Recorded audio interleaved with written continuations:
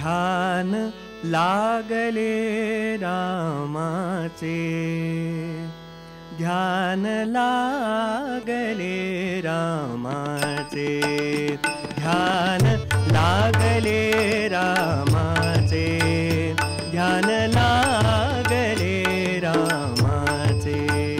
दुःख वृत्ती गुंतली वैखरी, वृत्ती गुंतली वैखरी. राम परामुरावरी, वृत्ती गुंतली वैखरी, वृत्ती गुंतली वैखरी.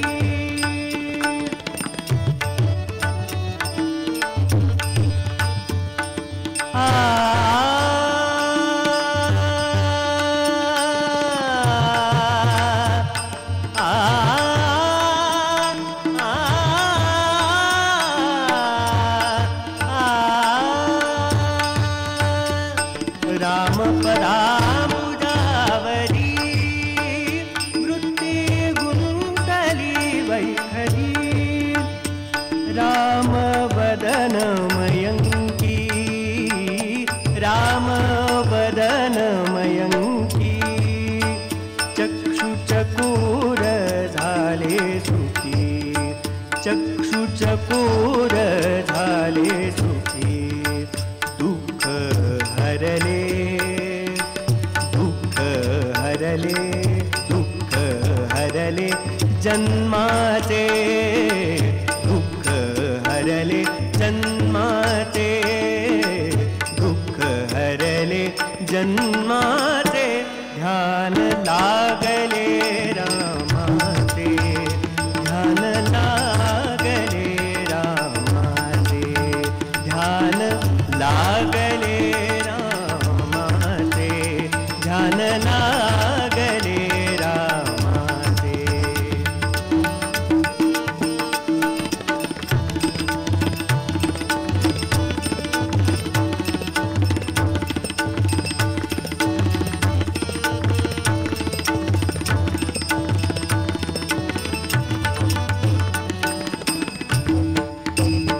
तनु मेघ श्याम मेरे, तनु मेघ श्याम मेरे, तनु मेघ श्याम मेरे.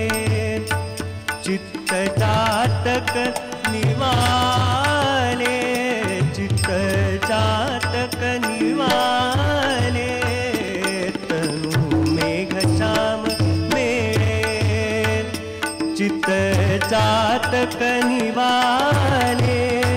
कीर्ति सुगंध तरुवरी, कीर्ति सुगंध तरुवरी. तुझे किया वैखरी, तुझे किया वैखरी, तुझे किया वैखरी.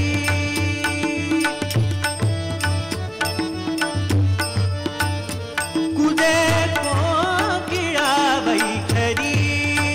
दुःख हरले जन्माचे, दुःख हरले जन्माचे, दुःख हरले जन्माचे, दुःख हरले जन्माचे, दुःख हरले जन्माचे. ध्यान लागले रामाचे, ध्यान लागले रामाचे,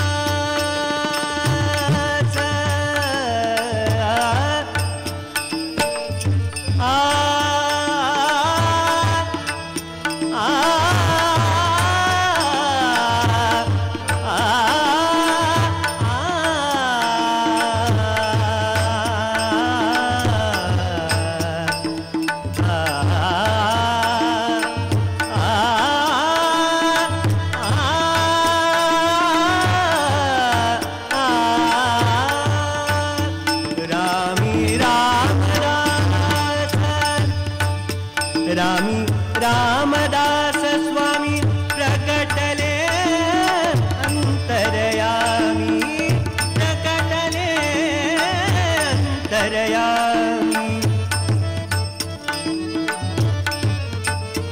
ओ प्रकटले अंतरयामी दुःख हरले जन्माचे दुःख हरले जन्माचे दुःख हरले जन्माचे दुःख हरले जन्माचे ध्यान लागले रामाचे ध्यान लागले रामाचे ध्यान लागले रामाचे ध्यान लागले रामाचे ध्यान लागले रामाचे ध्यान लागले रामाचे श्रीराम जय राम जय जय राम श्रीराम जय राम जय जय राम श्रीराम जय राम जय जय राम श्रीराम जय राम जय जय राम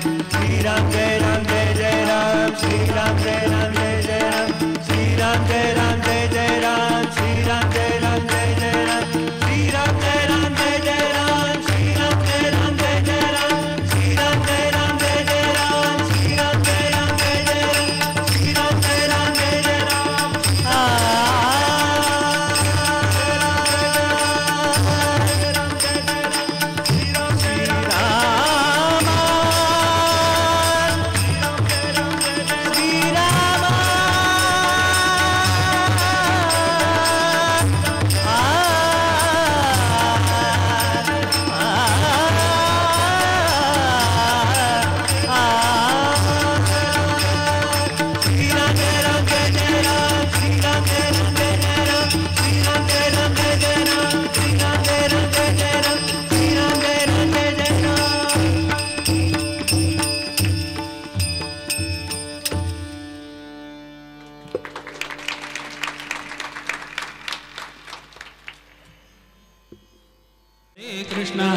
कृष्ण कृष्ण कृष्ण हरे हरे हरे राम राम राम हरे हरे हरे कृष्ण कृष्ण कृष्ण हरे हरे राम राम राम हरे हरे हरे कृष्ण कृष्ण कृष्ण हरे हरे रघुवीर समर्थ त्वमागतो रामदासा दयाळा दिनाकारणी देयाता कृपाळा घडो भक्ती तुझी असे त्वा करावे समर्था मला पूर्ण वैराग्य द्यावे नको वासना विषयी हो देऊ परद्रव्य देखो नियातृण भावो असे दृढ वृत्ती मध्ये त्वा वसावे समर्था मला पूर्ण वैराग्य द्यावे नको कामहा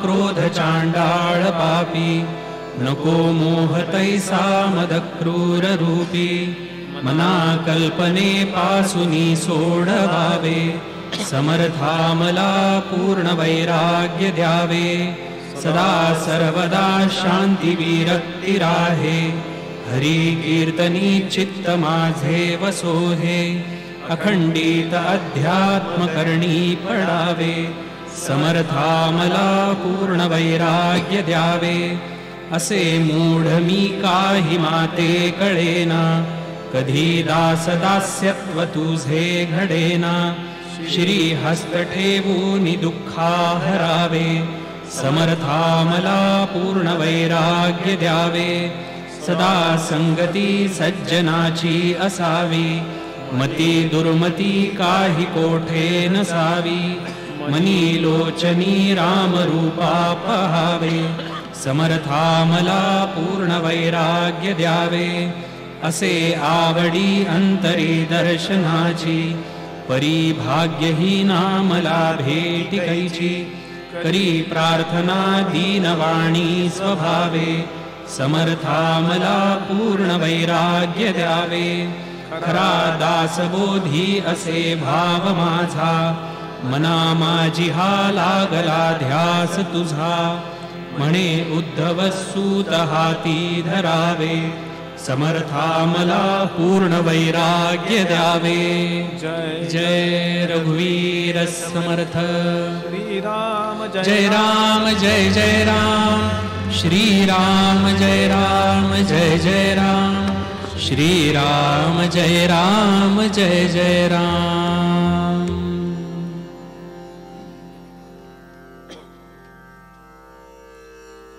श्रीमद दासबोधातला पहिला दशक स्तवनाचा. अनेक स्तवन केलेली आहेत, अनेक स्तुती केलेल्या आहेत समर्थांनी. पहिली गणरायाची स्तुती, गणेश स्तवन. दुसरं शारदा स्तवन. तिसरं सद्गुरु स्तवन. चौथं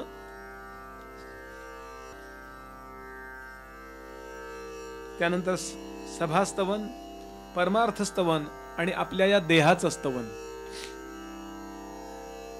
यातला थोडा भाग आपण पाहणार आहोत. साधू संतांची स्तुती फार आवश्यक आहे. संत जर झाले नसते,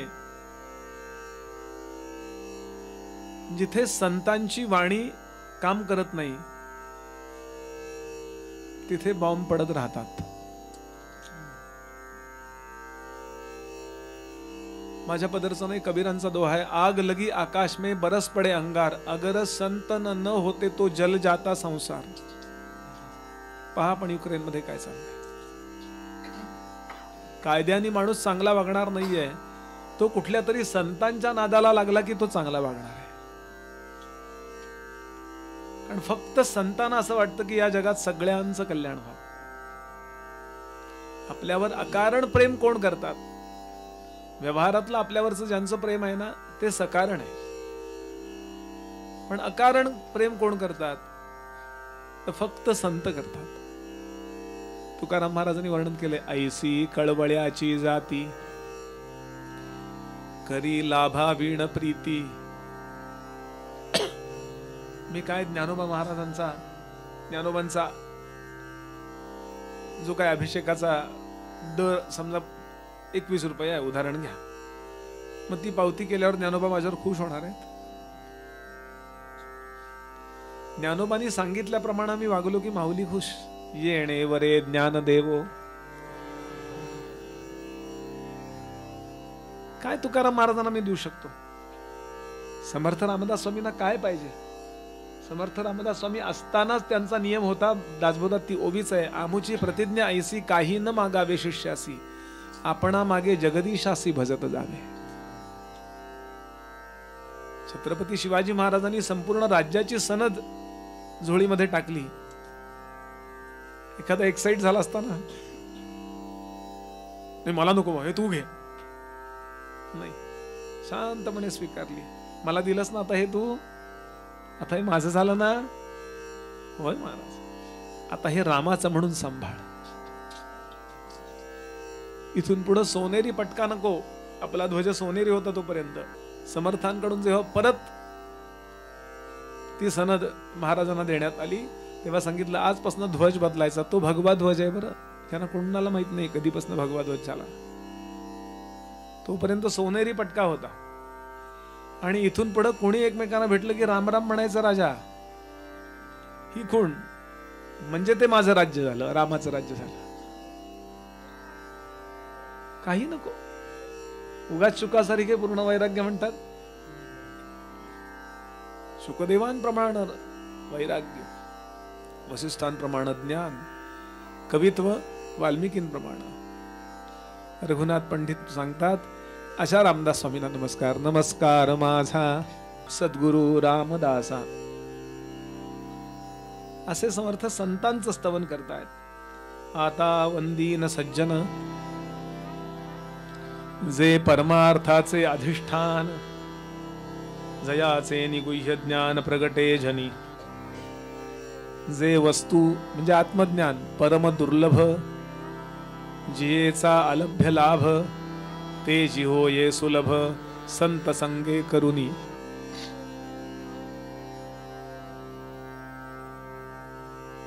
ओवी क्रमांक 3 ते 12. ब्रह्मज्ञान कसं दुरापास्त आहे. ब्रह्मज्ञान वाटेवर पडलेलं नाही. सगळं मिळेल तुम्हाला, पण ब्रह्मज्ञान होणार नाही. तुम्ही कुठंतरी काहीतरी सिद्धी प्राप्त करून घ्याल हो जपानी, मनातलं ओळखाल.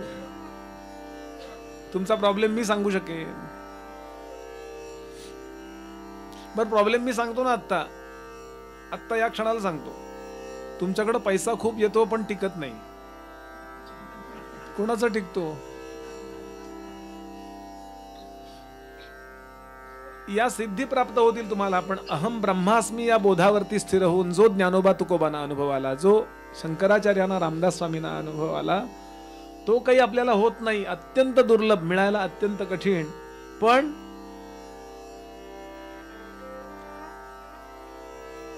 संतांच्या संगतीत जाऊन बसलात तुम्ही तर आपोआप तेची वस्तू संत संगे स्वानुभवे कळो लागे. त्याचा महिमा वचनी सांगे ऐसा कवणू. संतांच्या सान्निध्यात जाऊन बसले आणि जीवन बदललं असे या जगातले किती लोक आहेत. एक तरुण मुलगा कलकत्त्याला आला. स्वामी विवेकानंदांचं दर्शन घ्यायचंय. स्वामीजी कोणाला भेटणार नाही. मार्गारेट काय त्यांची शिष्या होती ना ती, तिनं सांगितलं आता ते पूर्ण एकांतात आहेत, ते समाधीची शोध. सविकल्प समाधी लागते पण निर्विकल्प समाधीच्या चावीच्या शोधात आहेत ते. जाताना ठाकूरांनी काढून घेतली होती, ह्याची जर समाधी लागली तर हा प्रचारच करणार नाही. आता ती झालंय काम. 39 वर्षाचे होते स्वामीजी तेव्हा. देह ठेवला त्यानंतर त्याने. पण मला दर्शन घ्यायचं. नाही घेता येत दर्शन. बंद, दर्शन बंद, राजकारण सगळं बंद. भगिनी निवेदिता काय काय सांगायच्या. भारताला स्वातंत्र्य मिळायची वेळ आली, मला काही सांगू नकोस तू, मला आता माझं काम महत्वाचं आहे. हा मुलगा, तरुण मुलगा आज आला, उद्या आला, परवा आला आणि पायरीवर बसून राहायचा दिवसभर. सकाळी 6ला यायचा तो, संध्याकाळी 7ला परत जायचा. मला स्वामीजींचं दर्शन घ्यायचं. भगिनींना दया आली. ते म्हणाले दर्शन तर होणार नाही, पण स्वामीजी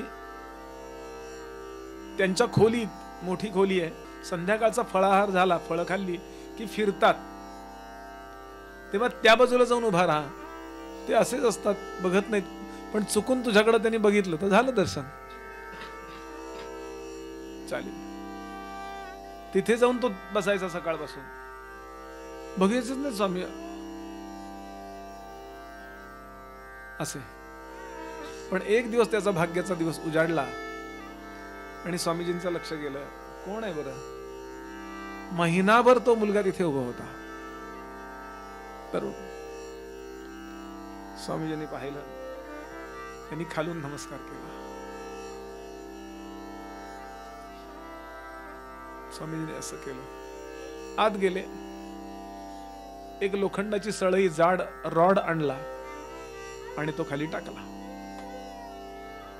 तो रॉड घेऊन हा बिहार मधल्या आपल्या स्वतःच्या चालू करायचा असलेल्या लोखंडाच्या भट्टीजवळ आला. लोखंडाची भट्टी पेटवली आणि पहिला तो गज टाकला. जमशेदपूर, टाटानगर तेव्हा वसवलं गेलं. अजूनपर्यंत ती फर्नेस बंद पडलेली नाही. संतांच्या संगतीचा केवढा मोठा परिणाम. असा नका विचार करू ते एकदम मोक्षच देतात. संतांच्या विचारात परीक्षेला गेलेली जी मुलं आहेत ना, त्यांना चांगले मार्क्स मिळालेले आहेत. आपल्या या परिवारमध्ये एक येणारी मुलगी, आज ती आली नसेल बहुतेक, तिचं नावही सांगतो, सिद्धी. तुमची नव्हे, ती दुसरी आहे. 10वीच्या परीक्षेला गेली, प्रवचन ऐकून गेली. तेव्हा आपल्याकडे फेब्रुवारी मार्च मध्ये काहीतरी होतं. आणि जाताना गाडीत हेच ऐकत गेली, ज्ञानोबा काय म्हणतात, तो कोणाचं आहे ते सोडून द्या. आणि तिला 98% पडले. विचारा, तिचे आई वडील येतात. असा विचार नका करू की फक्त तुम्हाला मोक्ष भिक्ष मिळतो, तो फार नंतरचा पुरुषार्थ आहे. कितीतरी संकट आपली संतांच्या संगतीमुळं टळतात. म्हणून ते सांगतात, संत आनंदाचे स्थळ.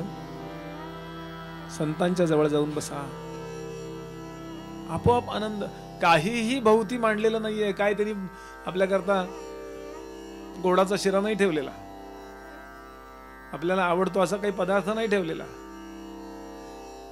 भारताचे दुसरे राष्ट्रपती डॉक्टर सर्ववल्ली राधाकृष्णन राष्ट्रपती झाल्यानंतर रमणांकडे यायचे, तिरुअनंतपुरमला रमण महर्षींकडे, आणि मध्ये मध्ये वेळ काढून यायचे आणि रमण असे बसलेले आणि ते समोर खाली मांडी घालून बसायचे, भारताचे राष्ट्रपती. त्यांना प्रश्न विचारला, का हो? ते म्हणले, राष्ट्रपती पदाच्या खुर्चीवर बसल्यावर जे वाटत नाही ते रमणांसमोर बसल्यावर वाटतं. आपल्या त्यांच्या सूक्ष्म देहाचा परिणाम आपल्या सूक्ष्म देहावर होतो. संत आनंदाचे स्थळ, संत सुखची केवळ. फक्त सुख म्हणजे संत आहे. अग्नीचा मोठा ढीग आहे, शेकोटी, त्याच्या शेजारी बसल्यानंतर आपल्याला ऊब मिळते. हिमालयात गेल्यावर आपल्याला थंडी मिळते. तसं संतांच्या जवळ गेल्यानंतर निरपेक्ष सुख मिळतं. बाकी या जगातली सगळी सुख आहेत ती सापेक्ष आहेत. या बटाटे वड्यापेक्षा यांचा बटाटे वडा चांगला, यांच्या चहापेक्षा यांचा चहा चांगला, ही सगळी सापेक्ष सुख आहेत. निरपेक्ष सुख, यापेक्षा श्रेष्ठ सुख नाही. मध्ये मध्ये जाऊन बसावं. काही कळत नाही, ठीक आहे, ज्ञानोबांकडे जा, तिथे बसलेलं चालतं, तिथे बसा. काही करू नका. जप करू का? नको. नुसतं माऊलींच्या समाधीकडे बघत बसा, नुसतं तुकोबांच्या पादुकांकडे बघत बसा. काय व्हायला पाहिजे ते आपोआप बदल होतो. दही लावाय करता काय करावं लागतं हो? रात्रभर ढवळत बसायचं का? ते म्हणले, बुवांना ताक आवडतं ना, आम्ही दही लावलं आणि दही लागू देत, दही लागू देत, दही लागू देत. लागणारच नाही. निवांतपणे स्वतःला संतांच्या स्वाधीन करा. आपण संतांकडे जात नाही असं नाहीये, जातो, पटकन पेटीत पैसे टाकतो, परत याची गडबड असते. त्याच्याकडे गडावर येतात ना लोक, ते कंडक्टरला पहिला प्रश्न विचारतात, परत जायला गाडी कधी आहे? बस मधनं उतरतानाच जा जरा वर बस. आमचे स्वामी वरदानंद भारती सांगायचे, हिमालयात कधी जाल तेव्हा परतीची तिकीट काढून जाऊ नका. निवांतपणे वेळ द्या, निवांतपणे. अरे संतांच्या संगती करता वेळ नाही दिला तर कशा करता वेळ देणार? नाथांचा अभंग आहे, हरिप्राप्तीसी उपाय धरावे संतांचे हो पाय. संताविण प्राप्ती नाही ऐसे वेद देती ग्वाही. एका जनार्दनी संत संगे करीती पसंत.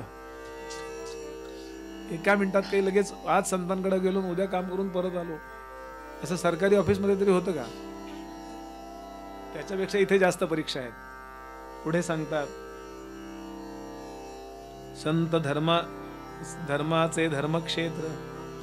एक लक्षात घ्याल, असे संतांची कधी जाहिरात नसते. लक्षात घ्या, संतांचं मर्म जर काय असेल, अनेक गोष्टी आहेत, जाहिरात कधी संत होऊ देणार नाहीत. आपली जितकं झाकून राहता येईल ना आपल्या जवळचं सामर्थ्य, तेवढं ते झाकून ठेवतात. माऊलींची ओवी आहे, सामर्थ्य लपवी महत्व हरवी पिसे पण मिरवी जनामध्ये. कसं? कुलस्त्री लपवी अवयवाते. कुलवान स्त्री जशी अवयव लपवते, दोन्ही खांद्यावरनं पदर घेते, ती त्याची जाहिरात होऊ देत नाही. तसं संत आपल्या जवळचं सामर्थ्य कळू देत नाहीत. आमचे गुरुजी नेहमी सांगायचे, कुलस्त्री अवयव लपवते आणि वारांगना वय लपवते. संतांच्या अनेक व्यवच्छेदक लक्षणापैकी एक लक्षण आपल्याला ते शोधावे लागतील. संत आनंदाचे स्थळ, संत सुखची केवळ, नाना संतोषाचे मूळ ते हे संत. असे संत कधी भेटतात?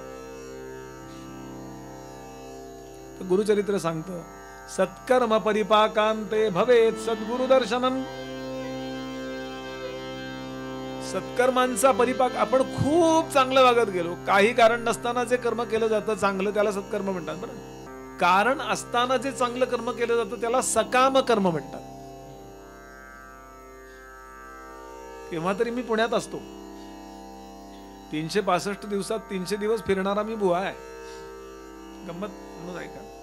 पण असा मी 65 दिवस पुण्यात असलो की कोणाकडे लग्न आहे, मुंज आहे, कोणाचा वाढदिवस आहे, मुद्दाम भेटायला जातो मी, त्यांच्याकडे काही सेवा करतो.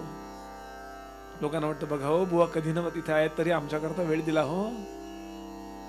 मला माहितीये मी का वेळ देतो, माझी वेळ आल्यावर यांनी यावं म्हणून.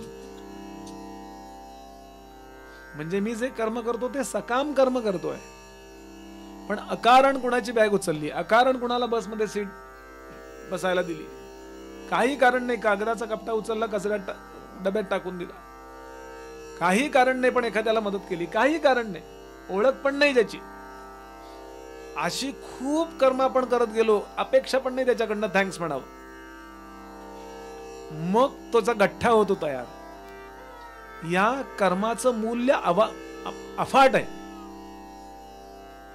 आणि मग त्या कर्माने आपल्याला काय मिळतं तर सत्संग प्राप्त होतो.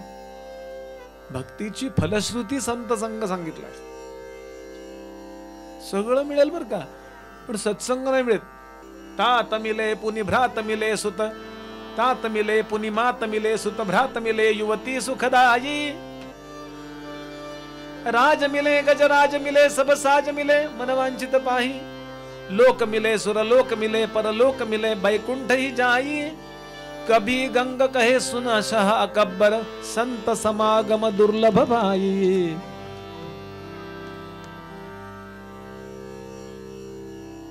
रावणाला ठार मारून आल्यानंतर, रामांचं राज्य व्यवस्थित अयोध्येत सुरू झाल्यानंतर एक दिवस एका पत्रकारांनी लक्ष्मणाची मुलाखत घेतली माईक समोर. लक्ष्मणजी, तुमच्या जीवनातला सगळ्यात संस्मरणीय क्षण सांगा. आता आपण काय सांगू संस्मरणीय क्षण? आमचं लग्न जमलं, आम्ही बागेत भेटलो, तेव्हापासून जी कटकट सुरू झाली.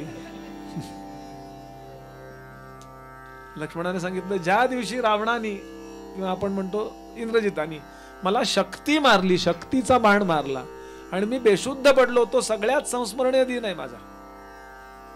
त्या दिवशी तर तुम्ही हारलात ना, दुसऱ्या दिवशी सकाळी तुम्ही उठणार नाही असं ठरलं होतं. ते हनुमंत गेले आणि त्यांनी ते पतंजली स्टोअर मधनं ती काय आणायची, ती 3 प्रकारच्या वनस्पती आणल्या, संधानी, विशल्यकरणी आणि संजीवनी, अशा 3 वनस्पती आणल्या. अख्खा डोंगरच आणला. मग तुम्ही जगलात. तो जीवन कसं काय दिवस स्मरणीय आहे? ते म्हणाले, मी पडलो, नीट ऐका, मी पडलो आणि पडता पडता मला हनुमंतानी झेललं, मला एका संतांनी झेललं आणि म्हणून मला उचललं आणि रामरायांच्याकडे आणून ठेवलं. गोंदवलेकर महाराज म्हणत असत, तुम्ही तुमचा हात माझ्या हातात द्या, तो मी रामाच्या हातात हात देईन. आपण बाकी सगळ्यांना हात देतो, हा चलाकी करतो, पण अनन्यपणे संतांना कधी नमस्कार करतो. गडाबडा गडाबडा त्या माऊलींसमोर कधी लोळावं वाटतं. आय एम नोबडी, महाराज करा कृपा माझ्यावर, अशी दीनभावानं कधी आम्ही उपासना करतो का संतांची? त्यांच्या चित्तामध्ये कारुण्य भाव जागा व्हावा याकरता मी काय प्रयत्न करतो. नुसता पोस्टर महत्वाचा नाहीये, चित्ताची अवस्थाही महत्वाची आहे. एकनाथ महाराज म्हणाले, या जीवनात सगळ्यात महत्वाचा दिवस कुठला सांगू? धन्य आजी दीन संत दर्शनाचा, धन्य आजी दीन संत दर्शनाचा, धन्य आजी दीन संत दर्शनाचा, धन्य आजी दीन संत दर्शनाचा. अनंत जन्मीचा क्षीण गेला, अनंत जन्मीचा क्षीण गेला, अनंत जन्मीचा क्षीण गेला. मज वाटे त्यासी आलिंगन द्या, मज वाटे त्यासी आलिंगन त्यासी आलिंगन द्यावे. कदा न सोडावे पाय त्यांचे, कदा न सोडावे पाय त्यांचे.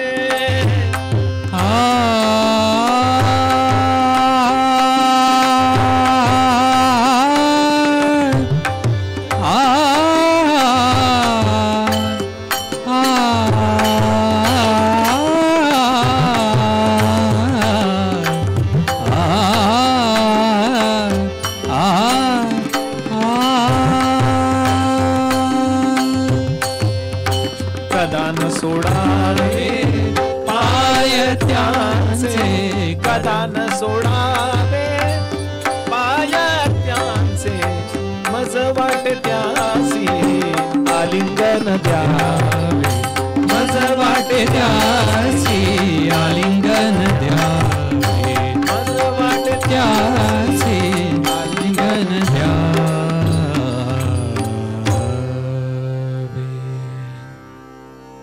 संत शोधा. संत वाटेवर पडलेले नाहीत. सगळं मिळेल पण संत मिळणार नाही. दोन गोष्टी कधीच मिळत नाहीत असं म्हटलंय तुलसीदासांनी. मुलं बाळ होणं, संपत्ती असणं. सुत दारा अरु लक्ष्मी पापी के भी होय. हे आता जमलेले नाहीत का सगळे? त्यांच्याकडे काय मुलं बाळ नाहीत, पैसे नाहीत, अजून कसे लुबाडायच्या करता असलेले पैसे खर्च करतात. सुतदारा अरु लक्ष्मी पापी के भी होय, संत समागम अरु हरि कथा तुलसी दुर्लभ होय. म्हणून शोधावे लागतील. शरण जाण्यापूर्वी 10 वेळा विचार करावा. पाणी पिना छान करे, छान के गुरु करना पहचान के. पण खरे संत ज्याला जीवनात मिळाले त्याचं काम झालं. आज संत नाहीत असं नाहीये. संत नसतील तर पृथ्वी डिस्ट्रॉय झाली असती आत्ताच. कुठेतरी आहेत. रामानुज सांगत असत, ज्या गावात संध्याकाळी देवासमोर दिवा लागतो, पक्क समजा इथे कुठेतरी संत आहेत. त्या संताच्या पुण्याईनं कुणाला तरी इच्छा होते की आपण दिवा लावूया.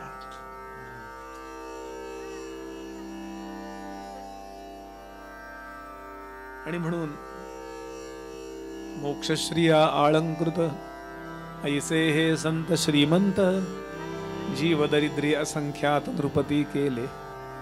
नुसतं एखाद्याकडे पाहिलं, जा रे परिटा जा राजा हो, तो पुढच्या जन्मी बिदरचा बादशाह झाला हो.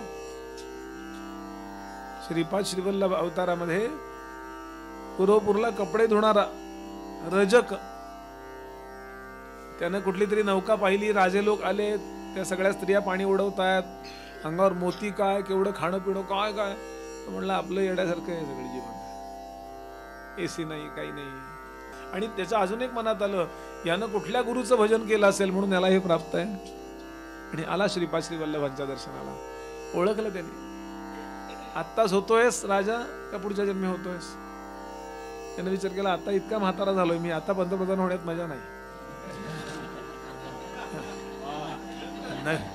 नवीन देह धारण करूया.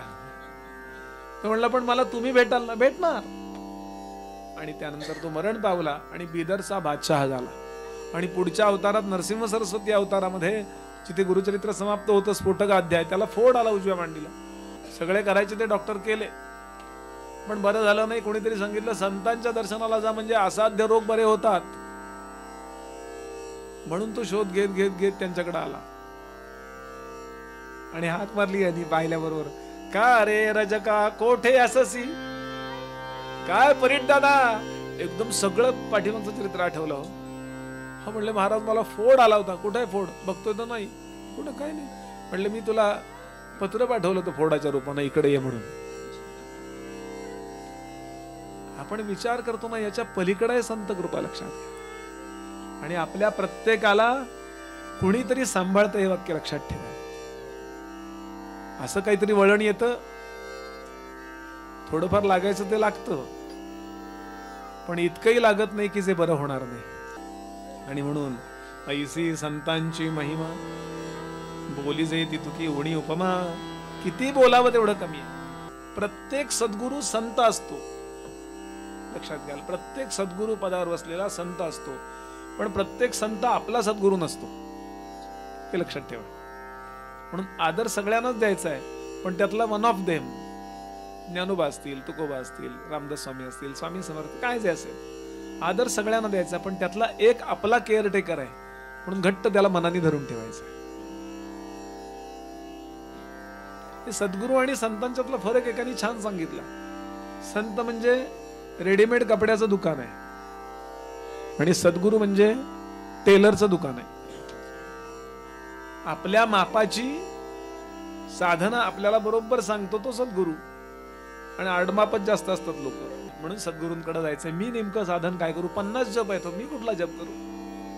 मी कसा वागू? एखादा प्रसंग असा असतो की त्या प्रसंगात कसं वागावं कळत नाही, कुणाला विचारणार? म्हणून सद्गुरूंना विचार.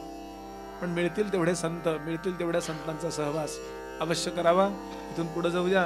पुढचा जो समास आहे तो आपल्या सगळ्यांचं स्तवन करणार आहे, श्रोते स्तवन. केवढा अभिमान वाटला पाहिजे, संत समर्थ आपल्याला नमस्कार करतायत. आता वंदू श्रोते जन, नीट बसायला पाहिजे. समर्थ आपल्याला नमस्कार करतायत. खरंच तुम्ही श्रोते आहात ना, का सोते आहात? ज्ञानोबा नमस्कार करतात. तुम्ही महेशाची या मूर्ती. काय संतांचा, मोठ्या लोकांचा हेतू किती छान असतो बघा. सामान्यतः काय वाटतं वक्त्याला, मी कोणीतरी शहाणा आहे आणि जे कळत नाहीत ते बिचारी बसलेत माझ्या पुढे, असं खऱ्या कलाकाराला किंवा खऱ्या साधू संताला, परिपक्व व्यक्तीला वाटत नाही. बालगंधर्व जेव्हा, याची गोष्ट ऐकली, मी काही त्यांना पाहिलं नाही, माझ्या वडिलांनी पुष्कळ नाटकं त्यांची पाहिली आहेत, पण बालगंधर्व त्या रंगमंचावर आले की नमस्कार करायचे आणि पहिलं वाक्य बोलायचे, मायबाप हो. म्हणून आजही ते स्मरणात आहेत. मायबाप हो म्हणायचे आपल्याला. तुम्ही माझे मायबाप आहात. केवढा आदर. तुम्हाला कळत नाही म्हणून तुम्ही नाही आलेले आहात, मला कळतंय की नाही बघायला तुम्ही आलेले आहात. तुम्ही खूप महान आहात आणि आहोत आपण महान. आपल्या स्वतःच्या व्यावहारिक मोठेपणाचा विचार करू नका. आतापर्यंत आपण सहन केलेल्या जे दुःख आहेत ना, त्याचा विचार करा. आपल्यामध्ये मॅच्युरिटी आहे की नाही? आपले किती अपमान झालेत, किती काय काय काय काय झालंय, तरी आपण आपला चांगुलपणा टिकवला, म्हणजे आपण प्रणाम घ्यायला अधिकारी आहोत. स्वतःचा अपमान कधी करून घेऊ नये. 18वा अध्याय गीतेतला, न आत्मानम अवसादयेत. आपण आपला अपमान कधी करून घेऊ नका. अहंकार नको, हा मुद्दा बरोबर आहे, पण सार्थ अभिमान बाळगा. समर्थ सांगतात आपण कसे आहात. आता वंदू श्रोते जन, भक्त ज्ञानी संत सज्जन, विरक्त योगी गुणसंपन्न सत्यवादी, एक सत्वाचे सागर, एक बुद्धीचे आगर, एक श्रोते वैरागर, नाना शब्द रत्नांचे, ज्यांची धारणा अपार, एकदम परिपक्व, जे ईश्वराचे अवतार. पुष्कळ वेळा श्रोत्यांच्या मध्ये एखादा सामान्य म्हणून श्रोता बसलेला असतो, त्याच्यामध्ये दैवी कलांचा विकास झालेला असतो. त्याची नोंद घ्यायची आहे. एक गंमत म्हणून मी विनोद करतो, हा सोडून द्या, पण मला अत्यंत आदर पाहिजे आपल्याबद्दल. न जाणू इतक्या मी 23 वर्ष हे काम करतोय. भगवंत माझ्या कथेला येऊन बसला असेल तर नाही का म्हणायचं. नकारात्मकता नको जीवनात, सकारात्मकता पाहिजे.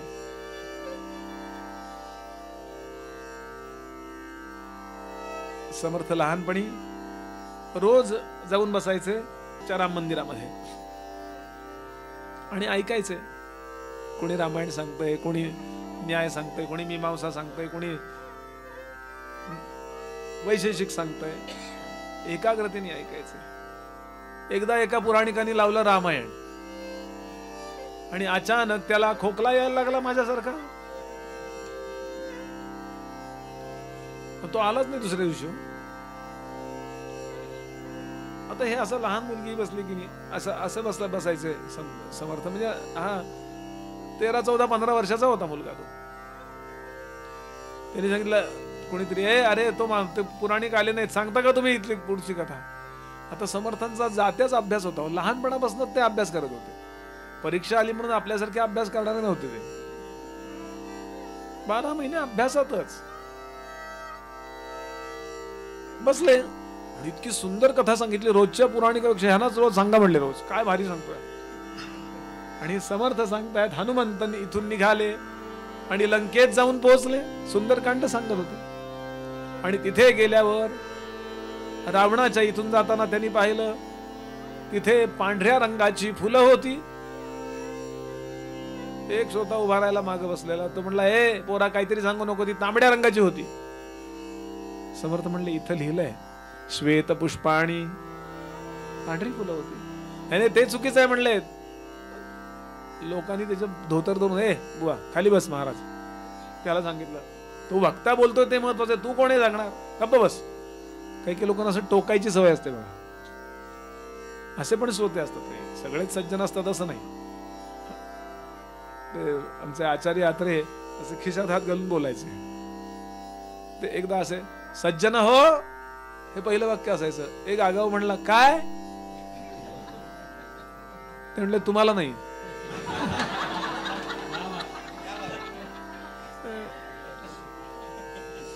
एकदम टॅलेंट होत.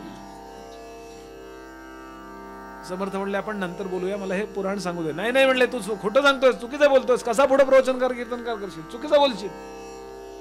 अहो म्हणले, पण म्हणले वगैरे काही नाही.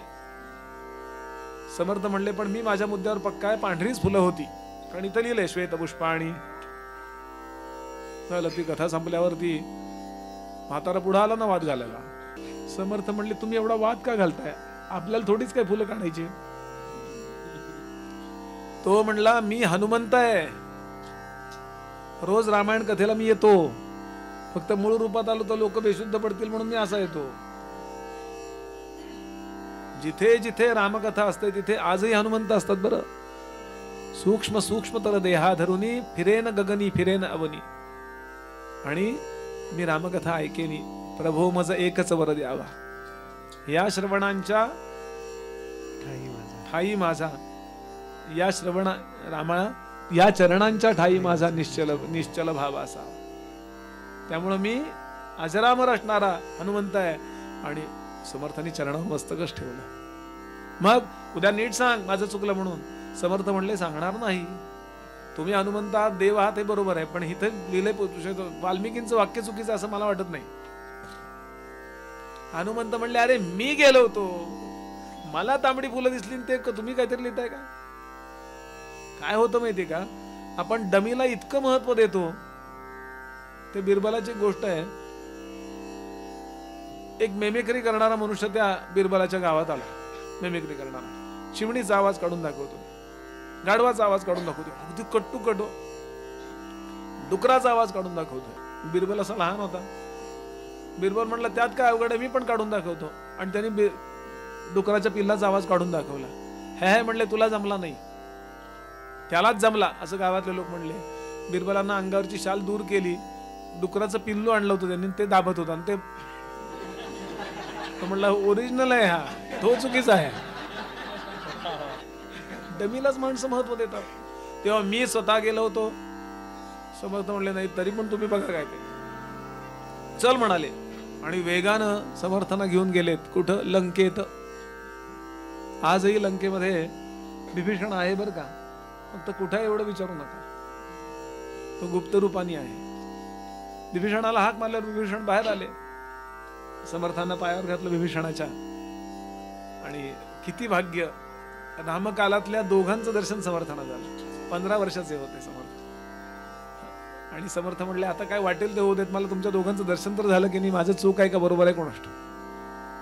आणि हनुमंतांनी प्रश्न विचारला, हे बघा, मी जेव्हा 10,000 वर्षापूर्वी सीतामाईंच्या शोधा करता आलो, तेव्हा इथे रावणाच्या बागेमध्ये पांढरी फुलं होती असं वाल्मिकीने लिहिलंय, चुकीचं लिहिलंय, हे तुम्ही सांगा. तांबडी फुलं होती की नाही? विभीषण म्हणले, नाही, पांढरीच होती. वेळ आली की सगळे पक्ष बदलतात म्हणलं. हनुमंता, साधी गोष्ट कशी कळत नाहीये, रावण हा शंकरांचा भक्त आहे. शंकरांना श्वेतपुष्प आवडतात ना, ते तांबडी कशाला ठेवतील? मग तुम्हाला तांबडी दिसली चुकीचं आहे का? तेही बरोबर आहे. तुम्हाला तांबडी का दिसली? सीतेला यांनी चोरलंय याचा तुम्हाला इतका राग आला होता, तुमच्या डोळ्यात आ रक्त देखील डोळा. सगळीकडं रागावल्यावर सगळं बायको कशी दिसते सांगा? रागावल्यावर सगळी चित्र बदलतात की नाही समोरचे. हनुमंत म्हणले बापरे असं इतका आहे का प्रभाव? जा लवकर, त्याला जपाला बसायचे, सकाळी परत जा म्हणाले. असे कीर्तनाला श्रोते येऊन बसत नसतील कशावरनं? आमचे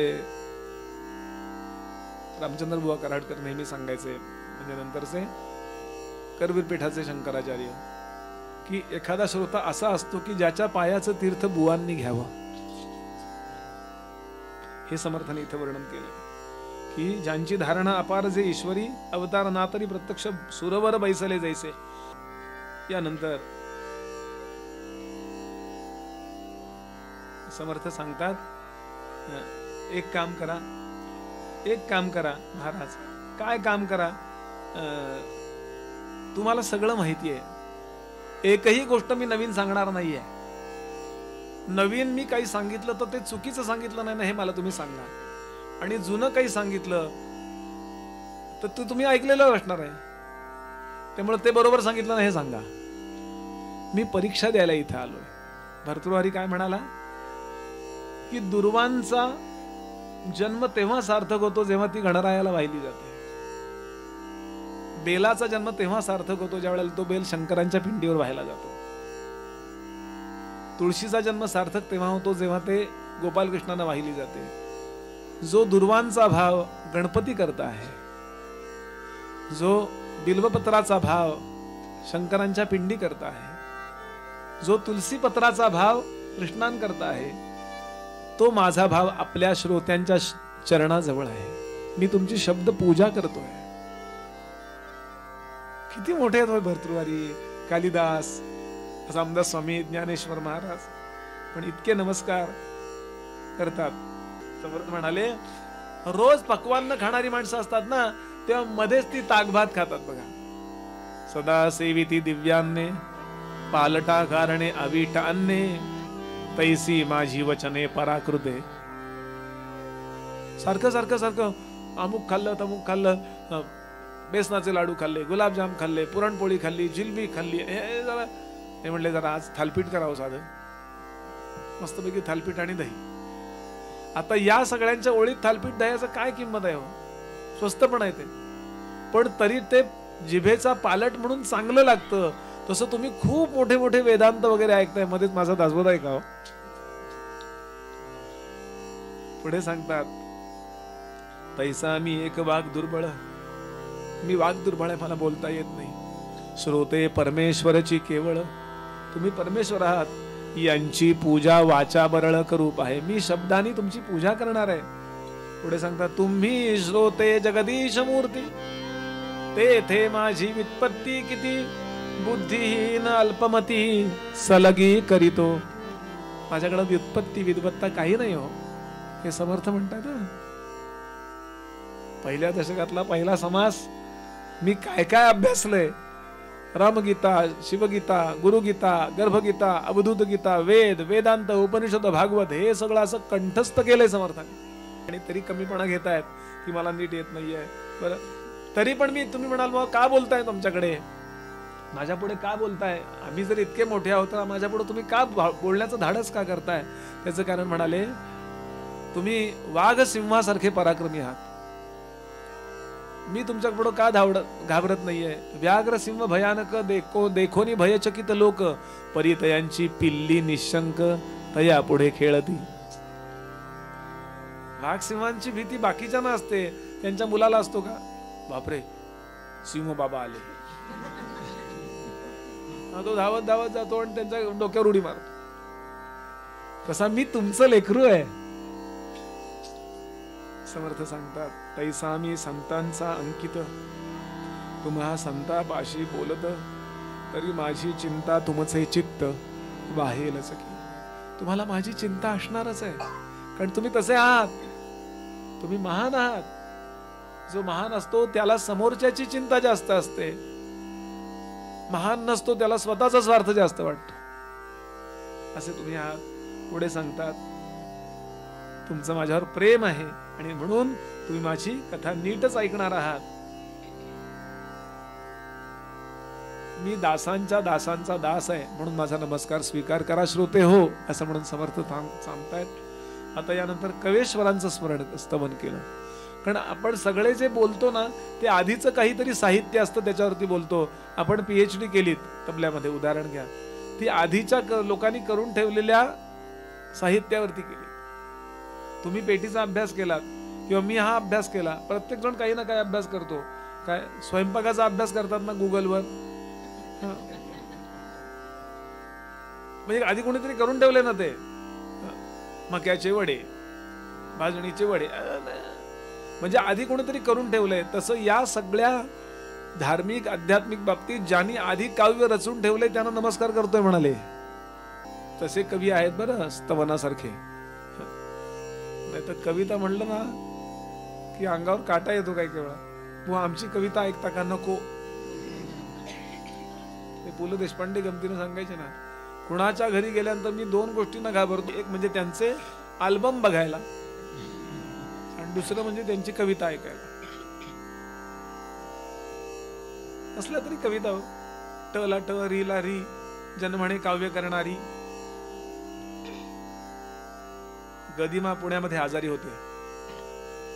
आईचा 75चा कार्यक्रम कुठल्या तरी हॉलमध्ये ठरलेला होता आणि हॉस्पिटलमध्ये ऍडमिट होते गदिमा. मुलगा भेटायला आला, बाबा मी चाललोय तिकडे. हे आडवे झोपलेले होते आणि त्यांनी सांगितलं एक पेन वही घे आणि मी सांगतोय ती कविता लिहून घे. आजारी असताना लिहून घे. माझं काहीतरी जाऊ दे ना आईला, मी येऊ शकत नाही, मला बरं नाहीये, पण तू लिहून घे. उमेचे रमेचे जसे शारदेचे पनी सारे, उमेचे रमेचे जसे शारदेचे, जप ध्यान तैसे तुझे जन्म देचे. तुझ्या प्रेरणेने यशस्वी प्रवास गारे, तुझ्या माऊली वंदितो पाऊलास. जशी उमा पार्वती, जशी रमा लक्ष्मी, जशी शारदा, तशी तू मला माझी आई आहेस. तू मला घडवलंस. मोठं काव्य आहे. आजारी असताना केलेलं काव्य आहे गदिमांचं. आता सगळं चांगलं असताना एखाद्याचं काव्य बघा काय असतं. काय कविता आहे तो. या कविता ऐकायला लागल्यानंतर आश्चर्यानं बुद्धी स्तिमित होते. वामन पंडित वाचा, मोरोपंत वाचा, कालिदास वाचा. ज्या शेक्सपियरला आणि गॅटेला आपण फार मानतो ना, हे कालिदासांचं काव्य डोक्यावर घेऊन नाचला तो शेक्सपियर. किती महान काव्य आहे तो. समर्थांच्या आधी तर किती कवी होऊन गेलेत. वाल्मिक आहे, वेदव्यास आहे. या सगळ्या कवींच्या, कारण त्याच्या वाङ्मयावर मी बोलणार आहे, त्यांच्या त्या साहित्यावरून मी अभ्यास केलाय आणि त्यामुळे मी कृतज्ञ राहणं माझं कर्तव्य आहे. अहो जीवन खर्च करायचे हो लोक, जीवन पूर्ण खर्च केलं. वाचस्पती नावाचा एक मुलगा होता. त्याच्या डोक्यात वेदांतावर एक भाष्य लिहावं, वेदांतावर भाष्य लिहावं. खेड्यासारखं तेच लिहायचं. अहो लक्ष नाही स्वतःकडं. आई वडिलांनी विचार केला याचं लग्न करायला पाहिजे म्हणून एक सुंदर मुलगी पाहिली आणि लग्न करून दिलं. त्यांनी तेवढ्या लग्नाच्या कार्यक्रमाला उपस्थित राहायला, लगेच जाऊन लिहायला बसला. दुसऱ्या दिवशीपासून आईनं समजावून सांगितलं त्या मुलीला, अखंड सेवा कर बरं याची.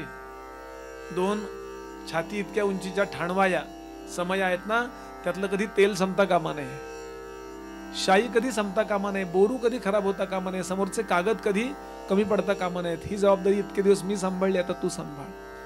1 दिवस गेला, 2 दिवस गेले. तिला वाटलं केव्हा तरी आता हे मला पत्नी म्हणून जवळ घेतील. 1 वर्ष गेलं, 10 वर्ष गेली, 30 वर्ष गेली, 40 वर्ष गेली. आता जख्म म्हातारी झाली होती ती. 80ला टेकलेत होते, 70-80ला. आणि 1 दिवस समोरची समयी गेली. 40 वर्षात एकदा जिच्या प्रकाशात झोपडीत लिहित होते ती समयी गेली. किती क्षणभर गेली. पटकन ती मुलगी जी होती, म्हणजे आता ती 75ची होती. ती पटकन आली, वात साफ केली, तेल घातलं आणि पुन्हा प्रज्वलित केली ती वात. वाचस्पतीने तिला प्रश्न विचारला, आपण कोण?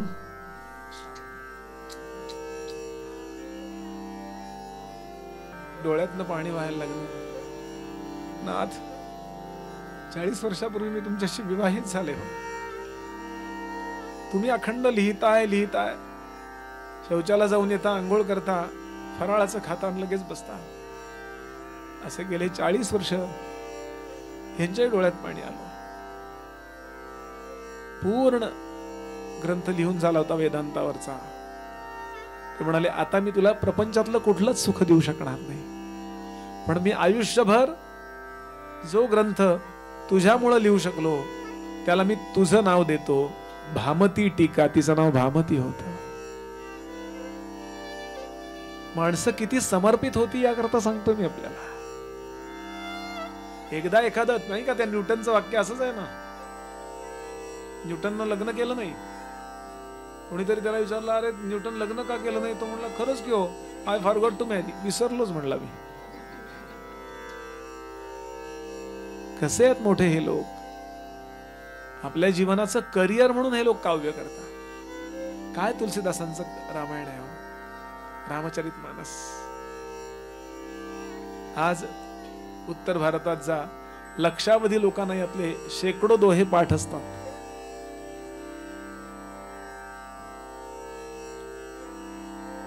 जा खाली दक्षिणेत, कंब नावाचा कवी होऊन गेला, गिरीधर होऊन गेला. महाराष्ट्रामध्ये ते किती कवी झालेत, मुकुंदराजांपासून वामन पंडितांपर्यंत. या सगळ्यांच्या मुळे आपण आज विद्वान आहोत. आपली श्रीमंती, साहित्यिक श्रीमंती कुठली आहे? आणि गंमत आहे, साहित्य संमेलनामध्ये इतक्या दर्जेदार ग्रंथांना किंमतच नसते. माहिती पण नाही ना कसलं साहित्य, विद्रोही साहित्य, लोकांना तोडणारं साहित्य, लोकांच्या मध्ये मनामध्ये द्वेष मत्सर निर्माण करणारं साहित्य. आणि वाल्मिकी सगळ्यांच्या मध्ये प्रेम निर्माण करतात. दासबोधासारखा ग्रंथ समर्थांनी लिहिला. एक 8-10 वर्षापूर्वी या ग्रंथाची नोंद ऑक्सफर्डने घेतली, माहिती असेल आपल्याला. अनेक ग्रंथांची नोंद घेतात आणि ऑक्सफर्डनी या दासबोधाला सर्टिफिकेट दिलाय, the best text in management in the world in Marathi. या जगातलं सर्वोत्तम मॅनेजमेंटचं पुस्तक कुठलं असेल तर दासबोध आहे. ऑक्सफर्डनी जेव्हा नोंद घेतली तेव्हा समर्थ धन्य झाले हो. असं आहे का? आणि म्हणून या कवेश्वरांचं वंदन पुढे सांगतात. कवी कसे आहेत? कवी कोण आहेत? कवी प्रेमळांची प्रेमळ स्थिती, कवी ध्यानस्थांची ध्यानमूर्ती, कवी उपासकांची वाढ कीर्ती विस्तारली. एक लक्षात घ्याल की कवी कोणी व्हायचं हे भगवंत ठरवतो. मी आपलं लेखणी घेतली, 50 पुस्तकं घ्यायची, 51 लिहायचं. माझ्या पुस्तकाला घरातले सुद्धा वाचत नाहीत. मिळत नाही कोणी प्रकाशक, मग बायकोलाच मी प्रकाशक करतो. आणि कोण विकत घेणार हो? मग शेवटी कोणाच्या तरी वाढदिवसाला बुवानी लिहिलेलं पुस्तक. इतकी सोपी गोष्ट आहे. आणि त्या पुस्तकाचा पेपरचा उपयोग तरी होतो दुसऱ्या दिवशी सकाळी. काय उपयोग आहे हो? कचरा वाढवतात ही मंडळी फक्त जगातला. कोणीतरी मला म्हटलं, बुवा तुम्ही लिहा. म्हटलं, ज्ञानोबांनी लिहिलेलं वाचायला वेळ नाही लोकांना, माझं कोण वाचणार आहे? समर्थांनी लिहिलेलं वाचायला वेळ नाही, कोण आपलं वाचणार आहे? या सगळ्या ग्रंथांना आपलं आपण जीवन वाहून टाकावं. लक्षात घ्याल, पुस्तकं लिहिल्यानंतर अहंकार वाढतो असं लिहिलंय समर्थांनी. स्वतःला काहीतरी समजायला लागतात ही मंडळी. अर्थात त्यातही चांगले लोक आहेत, मला काय असं टीकात्मकच बोलायचंय असंही नका समजू. पण माऊली म्हणाली, नवल अहंकाराची गोठी विशेष न लगे अज्ञानाचे पाठी, सज्ञानाचे झोंबे कंठी नाना संकटी नाचवी. म्हणून समर्थ सांगतात, कशा करता ही मंडळी लिहितात? परोपकारा कारणे नाना निश्चय अनुवादणे, सेखी बोलिले पूर्णपणे संशयातीत. ही प्रत्यक्षामध्ये मंडळी जी आहेत ही लोकांवर उपकार म्हणून हे लिहितात. जगदंबेला वाटतं यांनी कवी व्हावं आणि मग हे कवी होतात. आपला आपल्याला वाटून उपयोग नाहीये. तुकाराम महाराजांना हे लिहायला कोणी सांगितलं माहितीये का आपल्याला? नामदेवे केले स्वप्न माझी जागे, नामदेवे केले स्वप्न माझी जागे, नामदेवे केले स्वप्न माझी जागे, नामदेव केले स्वप्न माझी जागे, स्वप्न माझी जागे, नामदेव केले स्वप्न माझी जागे, नामदेव केले स्वप्न माझी जागे, नामदेव केले स्वप्न माझी जागे. स्वये पांडुरंगे येवो निया, स्वये पांडुरंगे येवो निया, बोलिले वचन करावे कवित्व, बोलिले वचन करावे कवित्व, बोलिले वचन करावे कवित्व.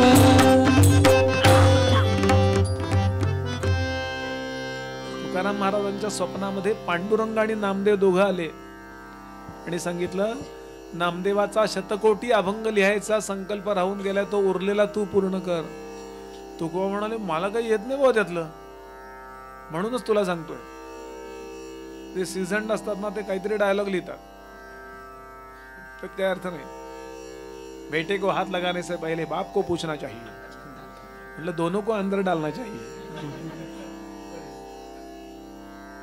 काहीतरी. म्हणून तूच लिही.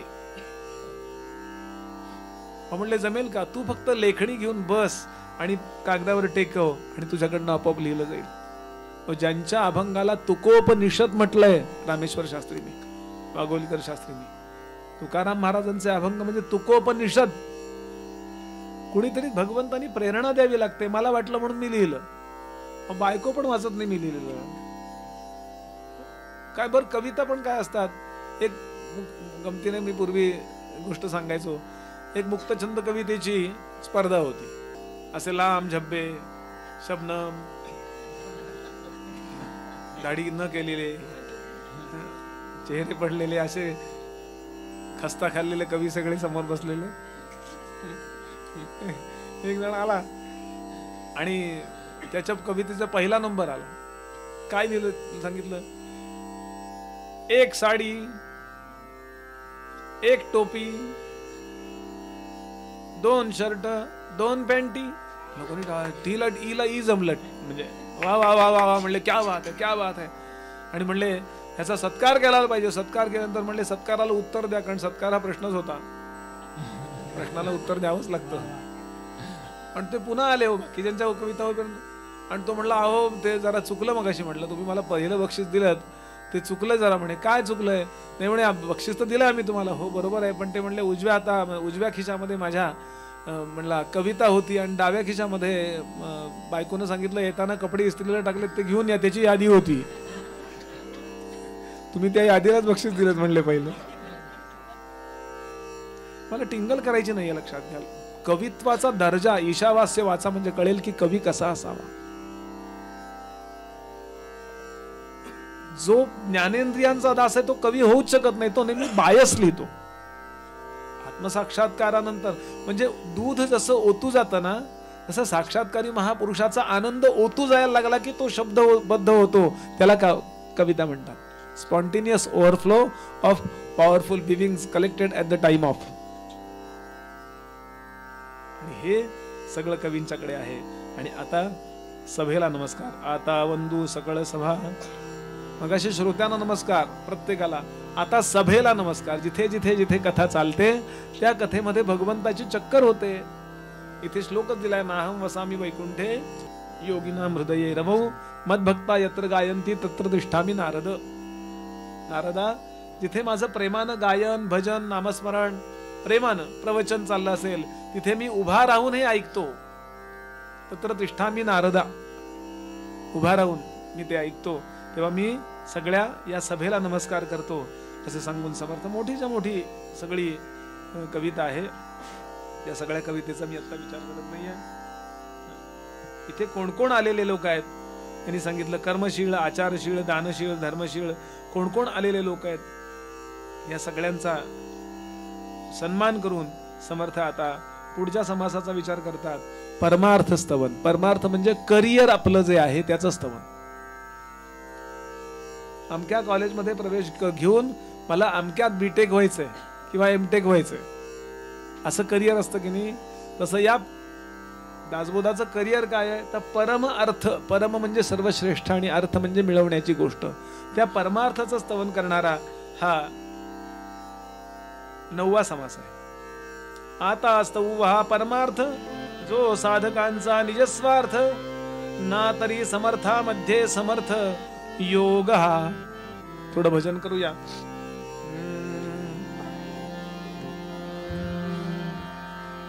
हरि बोल, हरि बोल, हरि हरि बोल, हरि बोल, हरि हरि बोल, हरि हरि बोल, हरि बोल, हरि बोल, हरि हरि बोल, हरि बोल, हरि बोल, हरि हरि बोल. मुकुंद माधव गोविंद बोल. भैरवी.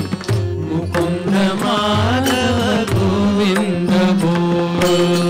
मुकुंद माधव गोविंद बोल. मुकुंद माधव गोविंद बोल. हरि बोल, हरि बोल, हरि हरि बोल, हरि बोल, हरि बोल, हरि हरि बोल. हरि बोल, हरि बोल, हरि हरि बोल, हरि बोल, हरि बोल, हरि हरि बोल. मुकुंद माधव गोविंद बोल. मुकुंद माधव गोविंद बोल. मुकुंद माधव गोविंद बोल. मुकुंद माधव गोविंद बोल. हरि बोल, हरि बोल, हरि हरि बोल. हरि बोल, हरि बोल, हरि हरि बोल. हरि बोल, हरि बोल, हरि हरि बोल. हरि बोल, हरि बोल, हरि हरि बोल. मुकुंद माधव गोविंद बोल. मुकुंद माधव गोविंद बोल. मुकुंद माधव गोविंद बोल. मुकुंद माधव गोविंद बोल. हरि बोल, हरि बोल, हरि हरि बोल. हरि बोल, हरि बोल, हरि हरि बोल.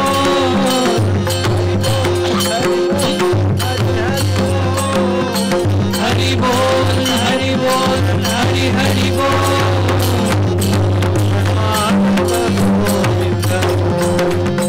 मुकुंद माधव गोविंद बोल. मुकुंद माधव गोविंद बोल. मुकुंद माधव गोविंद बोल. मुकुंद माधव गोविंद बोल. श्री राम जय राम, जय जय राम. श्री राम, जय राम, जय जय राम. श्री राम, जय राम, जय जय राम. समर्थ सांगतात या जीवनामध्ये सर्वोत्तम ध्येय जर कुठलं असेल मनुष्यानं ठेवावं तर परमार्थ. तुम्ही या देहाकरता कितीही चांगलं चांगलं मिळवण्याचा प्रयत्न करा. धन धन कुठं राहतं? धन आणि भौमौ ते जमिनीवरच राहतं किंवा जमिनीत राहतं. बँकेचे स्ट्रॉंग रूम अंडरग्राऊंडच असतात की नाही. म्हणले ताट केली आता आम्ही गणपतीला, आणलंच नाही यंदा. म्हणाले कोण आणणार? लॉकर मध्ये ठेवली आहेत ताट, अंगठ्या, सोन्याची बिस्किट. म्हणले कोरोना हो कोरोना झाला. म्हणले आता त्यातलं काही उपयोग नाही. ह्याच्यापेक्षा खरं धन जर घेतलं असतं तर खर्चे न फुटे, चोर न लुटे, दिन दिन वढतही जायो. पायोजी मैंने राम रतन धन पायो. या भोवतीच्या संपत्तीचा खूप आम्ही विचार करतो आणि ते मिळवण्याचा प्रयत्न करतो, तेव्हा तरी शांतपणे विचार करावा, मी माझ्या बरोबर येणारं काय धन मिळवलंय. सिरियसली आपल्याला परमार्थ करायला सांगतायत समर्थ. इथून गेल्यावर केव्हा तरी जावंच लागणार नाही. असं काही नाही की बा अमुकच अमक्या अमक्या हॉस्पिटलमध्ये गेलो तरच आपण मरू, असं नाही. काही घरी पण मरू शकतो, कुठेही मरू शकतो. जेव्हा केव्हा आम्ही मरू तेव्हा इथून गेल्यावर भगवंत विचारणार आहे का मला, बुवा तुझ्या प्रवचनाच्या किती छाट्यांचे जोड आहेत तुझ्याकडे, तू आतापर्यंत किती ठिकाणी प्रवचन केली, किती भागवत झाली, विचारणार आहे. साडीबद्दल विचारणार आहे की किती साड्या तुमच्या जवळ आहेत आणि कपाट उघडल्याबरोबर त्या साड्या कपाट उघडणाऱ्याच्या पायावर पडतात, असं विचारणार आहे.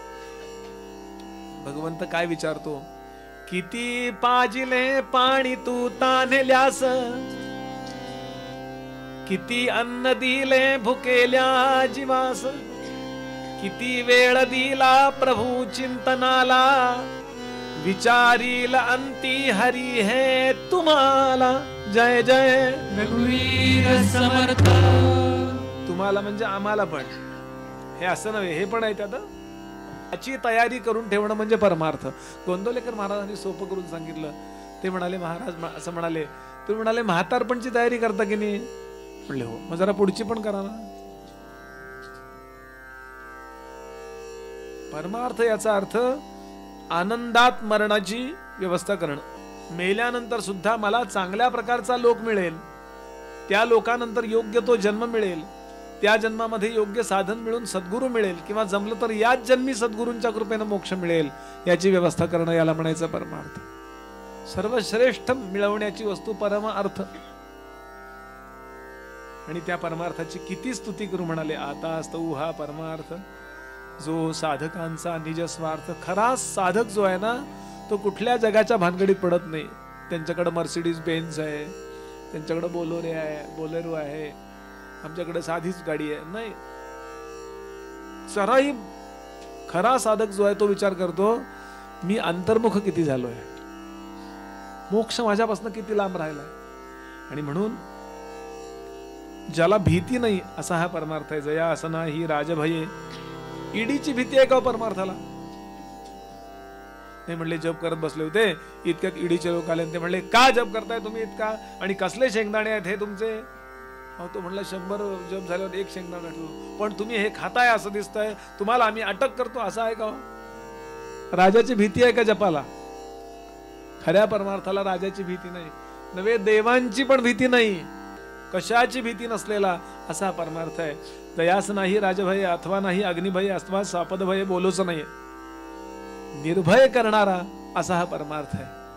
पुढे सांगतात, परब्रह्म ते हालवेना. एकदा का खरा परमार्थ कळायला लागला की त्याचा परिणाम असा होतो की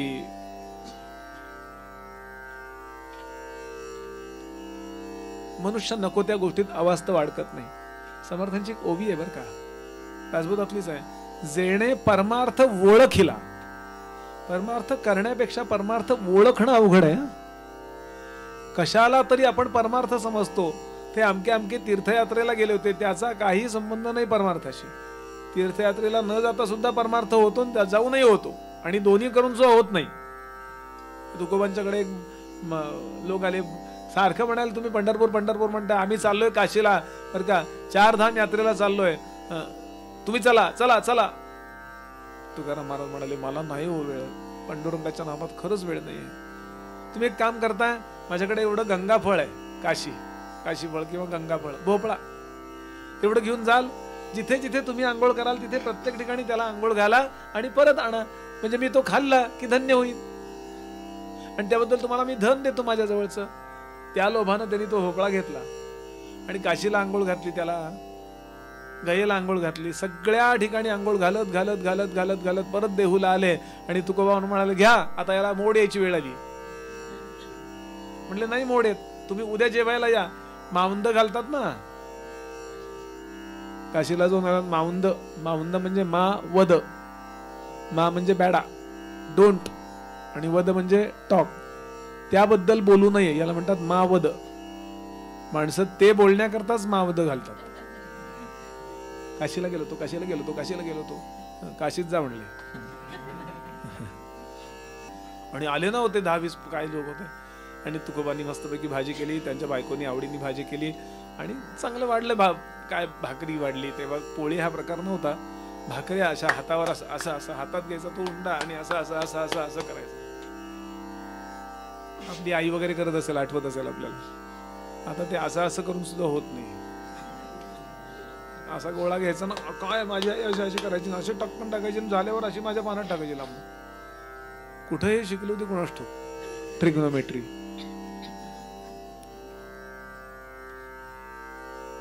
एकाने असा तुकडा तोडला, त्या भाजीत घातला, 2 त्यातल्या फोडी उचलल्या आणि कडू कडू झार थुंकला. अरे तुकोबा कसला आम्हाला भाजी वाढली स्त्री, कडू झार आहे तो भोपळ्याची भाजी. तू म्हणले असं असं कसं काय शक्य आहे, तुम्ही इतक्या ठिकाणी त्याला इतके दिवस आंघोळ घातली, महिनाभर. तो भोपळा आहे तो. तुम्हाला जो जाताना जो दिला होता ना मी, सगळ्या तीर्थक्षेत्री जा आणि त्याला आंघोळ घाला, म्हणजे तो पवित्र होईल, पुण्यवान होईल, गोड होईल, सुस्वभावी होईल. आणि आता मी तुम्हाला त्याची भाजी वाढतोय, ते कडू झार का लागतंय. तुकोबा सांगतात नुसतं फिरून उपयोग नाहीये, धोंडा पाणी. स्वभावातला कडूपणा तेवढाच शिल्लक राहिला तर काय जाऊन उपयोग आहे.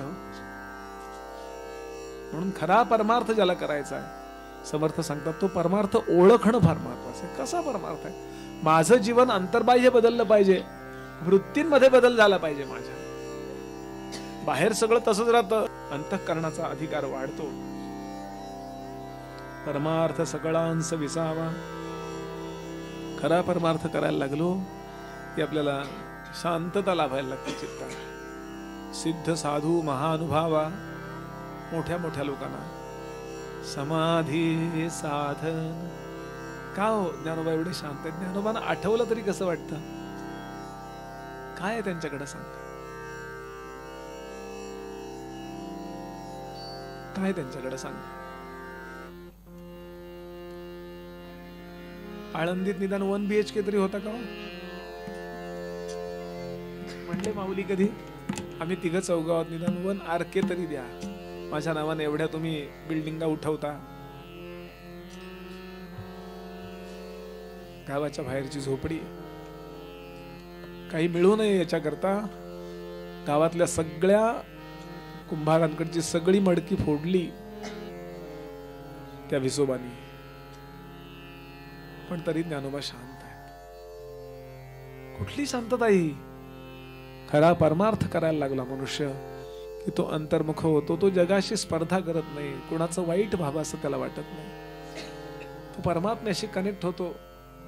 जपाद्वारे, समाधीद्वारे, सेवेद्वारे तो आपल्या आत्महिताच्या प्रामाणिक प्रयत्नाला लागतो. याला म्हणायचं परमार्थ. परमार्थ जन्माचे सार्थक.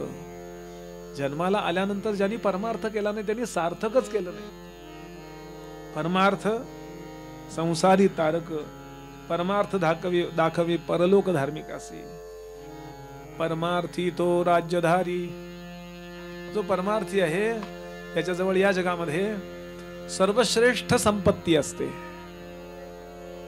राज्य. परमार्थी तो राज्यधारी. अलेक्झांडरचा गुरु डायोजनीस, वाचलं असेल आपण चरित्र त्याचं. आपल्या गजानन महाराजांसारखा होता. अंगावर कपडा नाही, काही नाही, नागवा असायचा जंगलात. अलेक्झांडर जाताना दर्शनाला जायचा, युद्धाला वगैरे. त्याचं गुप्तहेर कायम तो कुठेही जायचा होतो.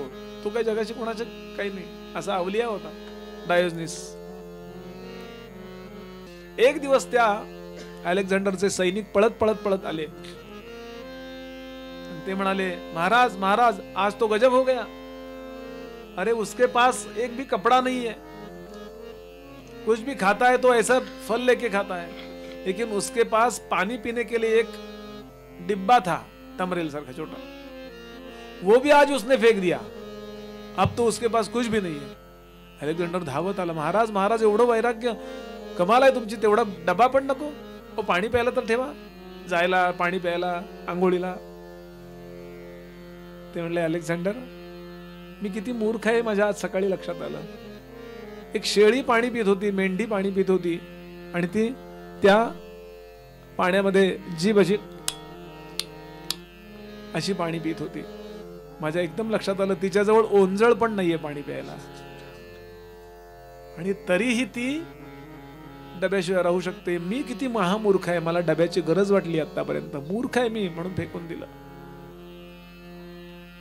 अलेक्झांडर म्हणला, पुढच्या जन्मी गॉडला विनंती करीन मी की मला डायोजनीस कर. हे म्हणले, डायोजनीस होण्याकरता देवाच्या कृपेची पण गरज नाही, अलेक्झांडर व्हायला देवाची कृपा पाहिजे. अरे मी कृपा करीन त्या देवावर. वैराग्य नावाची गोष्ट कशी असते, खरा परमार्थ ज्याला कळला, परमार्थी तो राज्यधारी. मोठे मोठे राज्यकर्ते चरणावर लोटांगण घेतात.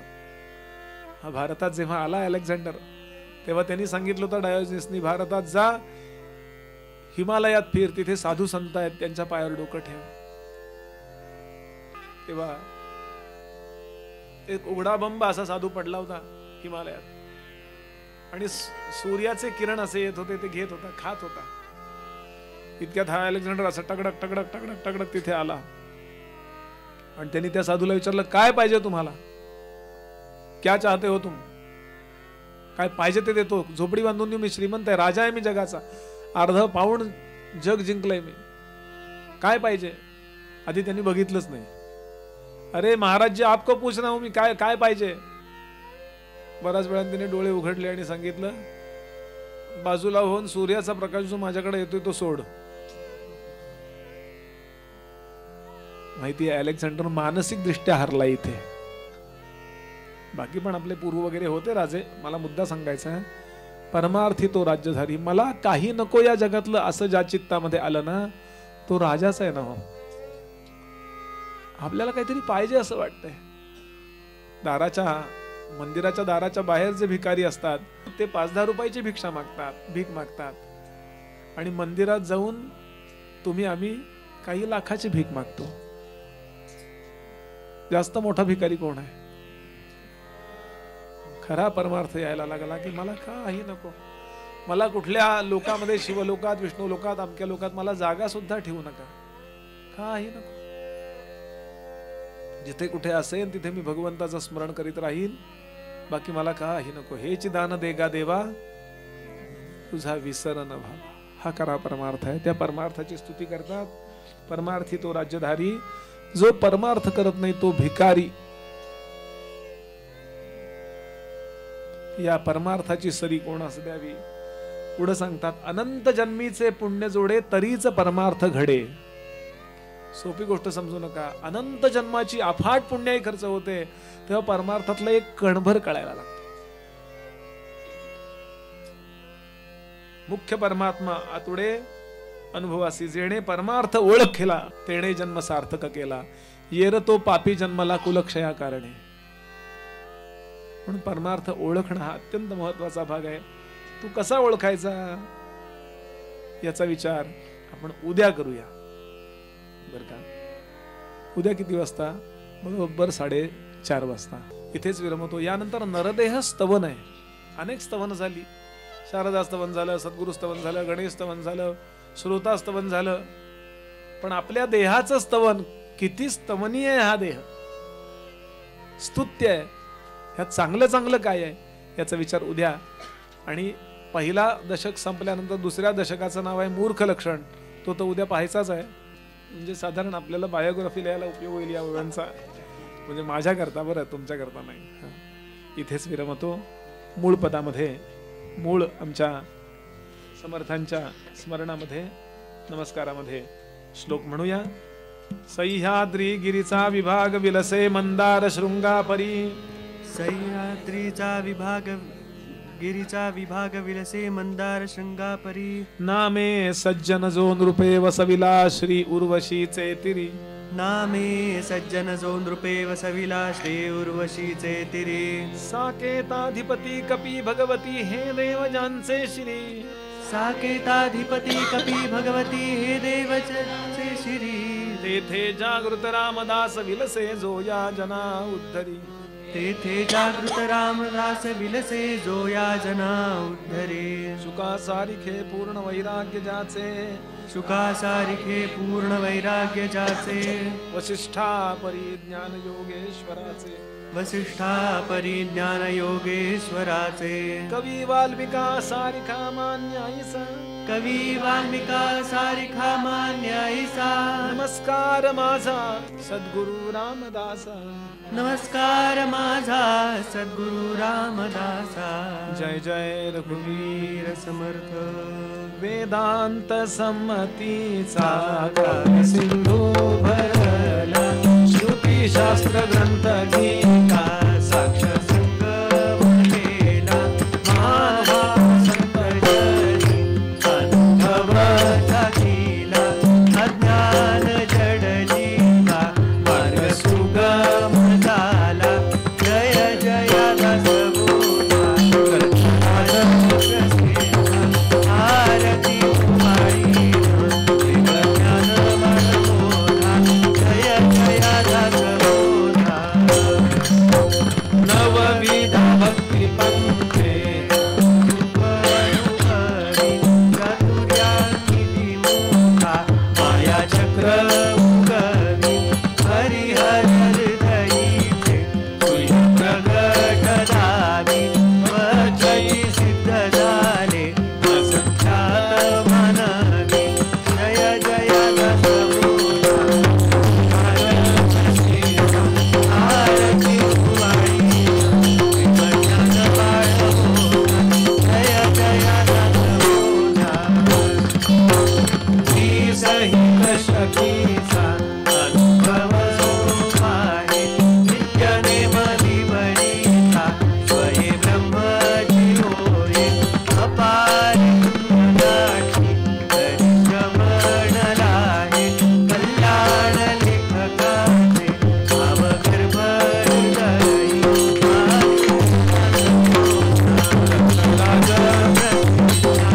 आरती कुमारी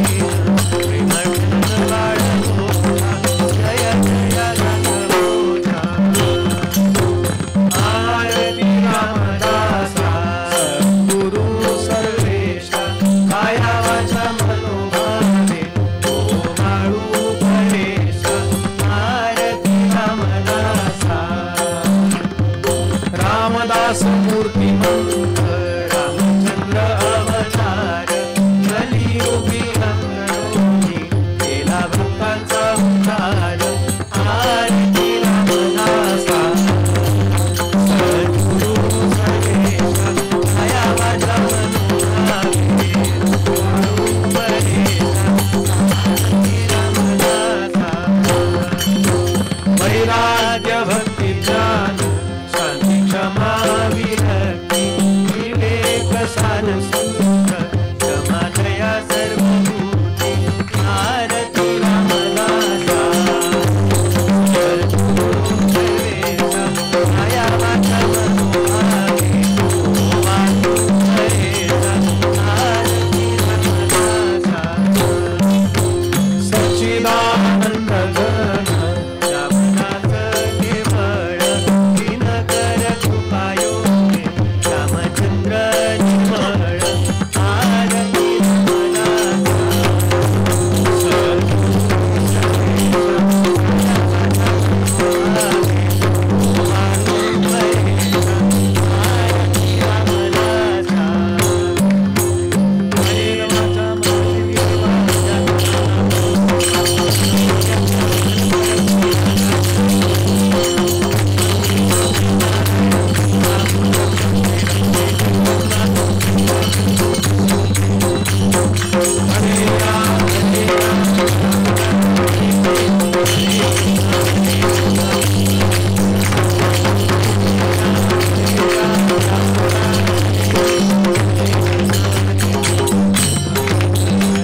राजाधिराज प्रभु रामचंद्र महाराज की जय श्री महारुद्र हनुमान की जय सद्गुरु समर्थ रामदास स्वामी महाराज की श्रेष्ठ श्रेष्ठ गंगाधर स्वामी महाराज की जय। सद्गुरु भगवान श्रीधर स्वामी महाराज की जय। सब संतन की जय। सदा सर्वदा योग तुझा घडावा, तुझे कारणी देह माझा पडावा। उपेक्षू नको गुणवंता अनंता, रघुनायका मागणे हेची आता। उपासनेला दृढ चालवावे, भूदेव संतासी सदा लवावे। सत्कर्म योगे वय घालवावे, सर्वामुखी मंगल बोलवावे।